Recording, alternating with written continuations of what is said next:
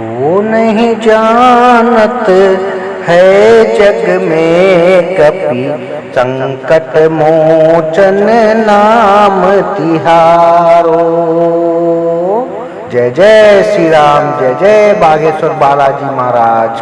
प्रिय भक्तों, हनुमान जी को न सिर्फ अजर और अमर माना जाता है बल्कि यह भी मान्यता है कि जो भक्त प्रत्येक शनिवार को हनुमान जी की पूजा करते हैं तो शनि देव भी उनका कुछ नहीं बिगाड़ पाते। ऐसा क्यों होता है?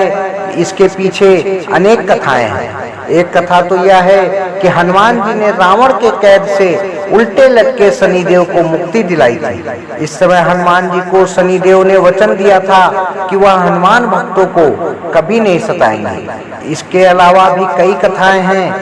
एक रोचक कथा यह भी है कि एक बार हनुमान जी अपने प्रभु श्री राम का स्मरण कर रहे थे।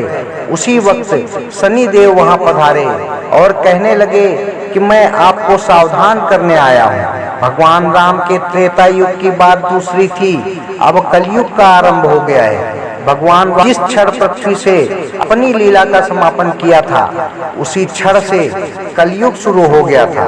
अब इस युग में आपका शरीर दुर्बल और मेरा बलवान हो गया है। अब से आप मेरी 7.5 की दशा प्रभावी हो गई है और मैं अब आपके शरीर पर आ रहा हूँ। शनिदेव को इस वक्त का तनिक भी एहसास नहीं था। जो हनुमान रघुवीर के परम भक्त थे उन पर किसी दशा का कोई भी प्रभाव नहीं पड़ने वाला है। यहाँ तक कि शनिदेव के अग्रज यमराज भी श्री राम के भक्तों की ओर देखने का साहस एकाएक नहीं जुटा पाते हैं। हनुमान जी ने शनि से कहा, आप मुझे अपने आराध्य का स्मरण करने दें और मेरे शरीर पर रघुनाथ जी के अलावा कोई नहीं आ सकता है। मेरे शरीर और आत्मा दोनों में ही उनका वास है। मगर शनि तब भी नहीं माने।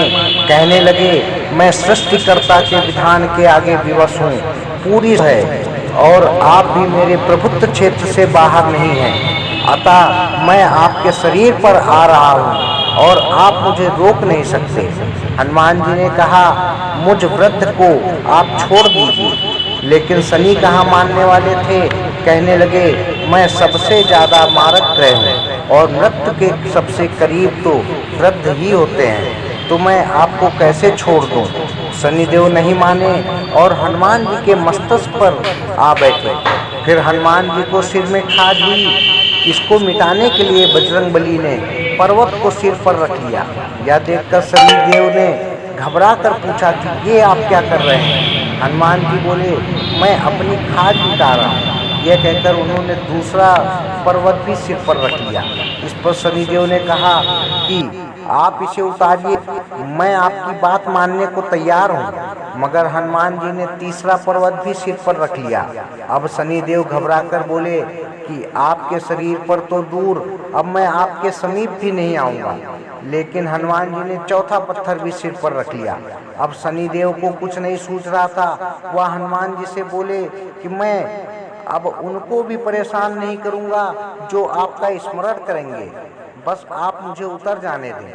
तभी से यह माना जाने लगा कि जो भी भक्त हनुमान जी का सच्चे मन से जप करते हैं, शनिदेव भी उनका कुछ नहीं बिगाड़ पाते हैं।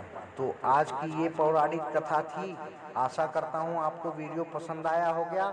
कृपया चैनल को लाइक करें, सब्सक्राइब करें। जय श्री राम, राधे राधे।